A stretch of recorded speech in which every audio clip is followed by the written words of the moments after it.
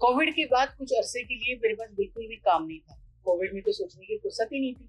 घर के काम काज, अब कोविड के लिए जो काम किया उसमें पूरा दिन रात निकल जाता था। जिसे कोविड गुजर गया, निकल गया, उसके बाद क्या करना है क्या नहीं, इसके बारे में कंफ्यूजन थी।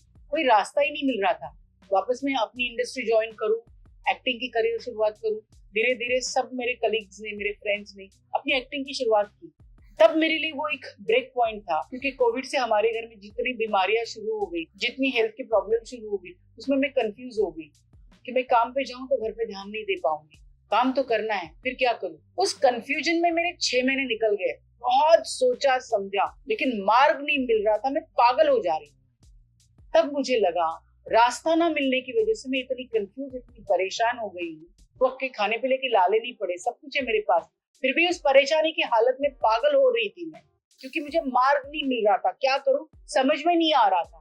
तब सोचा यंग लड़के, गरीब तबके के, जिनके पास आगे करने के लिए रास्ता ही नहीं है, गाइडेंस ही नहीं है, समझ ही नहीं है, और खाने पीने के लिए पैसे भी नहीं है, ठीक तरह से उनका घर चलता भी नहीं है, ना पढ़ाई के लिए पैसे, ना आगे का कोई फ्यूचर दिखाई देता है। उन बच्चों की क्या हालत होगी, किस तकलीफ से वो गुजरते होंगे, कोई मार्ग ही नहीं। और हमने सामने परोस के दिया है एक सुंदर इंडस्ट्री।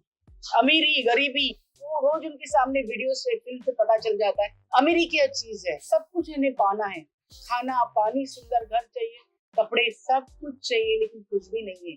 और वो पाने के रास्ते नहीं पता, गाइडेंस नहीं है। स्कूल कॉलेज गए नहीं, या गए हैं तो छोड़ दिए हैं, पैसे नहीं आगे जाने के लिए। पिता भी उतने पढ़े लिखे नहीं है।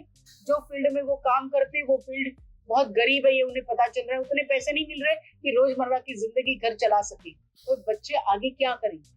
कितनी कंफ्यूज, कितनी प्रॉब्लमेटिक लाइफ है इनकी। यानी हमें सही वक्त पे सही रास्ता मिलना कितना जरूरी है। जिस तरह से हमारे माता पिता ने पढ़ लिख के एक मार्ग बनाया, उस रास्ते से हम चल निकले, तभी हमें कुछ रास्ता मिला। कंफ्यूजन, बहुत सारी प्रॉब्लम फिर भी हमारी जिंदगी में है, लेकिन हमें एक रास्ता तो मिला। हर रास्ते पे पत्थर तो मिलने ही वाले हैं, कभी गड्ढे कभी पत्थर, लेकिन एक रास्ता तो पता चला। हम रास्ता तो नहीं ढूंढ रहे हैं ना अभी। उन बच्चों के पास रास्ता ही नहीं है, पूरी खुली जमीन पड़ी है, कहां से कहां जाए उन्हें पता ही नहीं चल रहा है। उन्हें गाइडेंस की सख्त जरूरत है, उन्हें कोई उंगली पकड़ के रास्ता दिखाने की जरूरत है। अगर हमने पढ़ लिख के रास्ता बनाया है, अपनाया है, तो उन लोगों के लिए यही रास्ता हमें भी दिखाना। क्या कर सकते हैं, बहुत कुछ कर सकते हैं। हमें अच्छे कॉजेस, अच्छी चीजों के लिए जाने के लिए, कोई सोशल वर्क के लिए कोई आश्रम खोलने की जरूरत नहीं है। अपने घर से ही शुरुआत कर सकते हैं। हमारे आसपास हमारे अपने बहुत सारे वर्कर्स हैं, उनके साथ बात करके हमें ये सब इंफॉर्मेशन मिल सकती है। उन्हें रास्ते की जरूरत है, कोई डर के मारे कंफ्यूजन में आपसे पूछता नहीं है। आप अगर उनसे बातचीत करने लगो तो उन्हें अपने आप पता चलने लगता है, उनकी कंफ्यूजन दूर होती है। उनके बच्चों के लिए आप सही रास्ता बता सकते हैं। कोई भी बच्चा कोई टेररिस्ट, चोर, उचक्का बनना नहीं चाहता है। किसी भी बड़े क्रिमिनल से, टेररिस्ट से अगर आप बात करो तो आपको पता चलता है कि वो ये बनना नहीं चाहता था, एक्सीडेंटली बन गया, घर की गरीबी की वजह से, किसी प्रॉब्लम की वजह से, किसी ने उसे हर्ट किया, इसलिए उसके पास कुछ नहीं था खोने के लिए, इसलिए दूसरों को मार डाला। जल रहा था वो, सामने वाले के पास सब कुछ है, ये देख के जल रहा था। इस फीलिंग से उसने खून खराबे की। उनको रास्ता दिखाने वाला कोई नहीं था, इस वजह से हुआ है। उस क्षण के बाद जब उसने कोई गुनाह किया, उसके बाद उसे पछतावा जरूर हुआ, पछताता रहा। अगर वो पकड़ा गया तो पछता, नहीं पकड़ा गया तो और गुनाह करता जाएगा।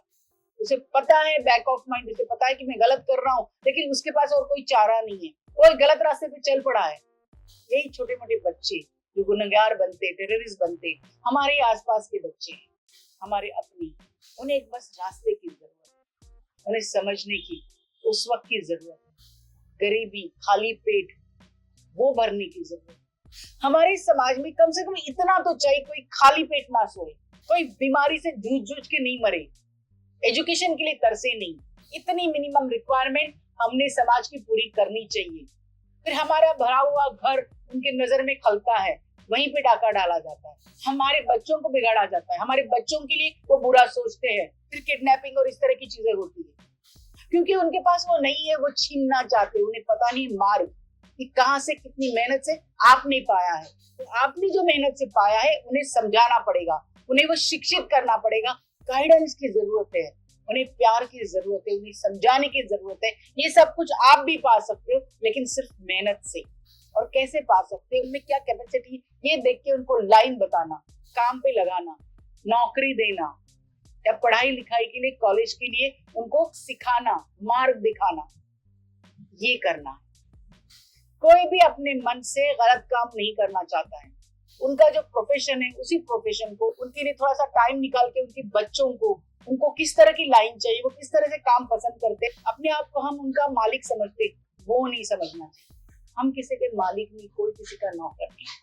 बस सबको अच्छे से रोटी, घर, परिवार, बीमारियों के साथ जूझने के लिए पैसा और एजुकेशन चाहिए। छोटी सी पहल है, बहुत दूर जाने की जरूरत नहीं। अपने कंपनी के वर्कर्स, कलीग, अपने जो घर के वर्कर्स है, आसपास जो भी सब्जी वाले सब है, इनको मदद करो, इनसे पूछो, इनको अपनाओ। बहुत सारा पैसा कमा के बाद में मरते वक्त डोनेशन देने की कोई जरूरत नहीं। अभी से अपने पैसों में से कम अपनी हर महीने की पगार में से 1 से 10% पैसा आपको इस सोशल काम के लिए, अपने समाज के लिए निकालना है। इन पैसों से बहुत सारी चीजें आप कर सकते हैं। अगर पैसे नहीं है आपके पास तो सोच विचार से आप कर सकते हो। आपके पास जो कुछ है समाज के लिए, गाइडेंस के लिए, आप उसका इस्तेमाल कर सकते हैं। आपको ये करना ही पड़ेगा। आप समाज का हिस्सा हो, उस समाज के लिए काम करना पड़ेगा। सब कुछ अपने बच्चों के लिए नहीं है। अपने बच्चे उसी समाज का हिस्सा है, उसी समाज में रहने वाले। इस चीज को कभी ना भूले। समाज के लिए हमें काम करना पड़ेगा कि भाई हमें कोई फर्क नहीं पड़ता, हम तो बस अपने ही घर में अपने काम से मतलब रखते हैं। ये कोई अच्छी बात नहीं है, उसे अच्छाई से पेश मत करो। आप सिर्फ अपने काम से, अपनी बात से मतलब रखते हो, अपने घर में ही रहते हो, इसका मतलब आप सूडो हो।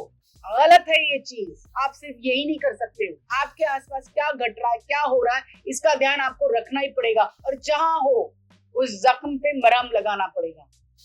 सिर्फ उंगली मत दिखाओ सामने। अब तो जागो, अब नहीं तो कब।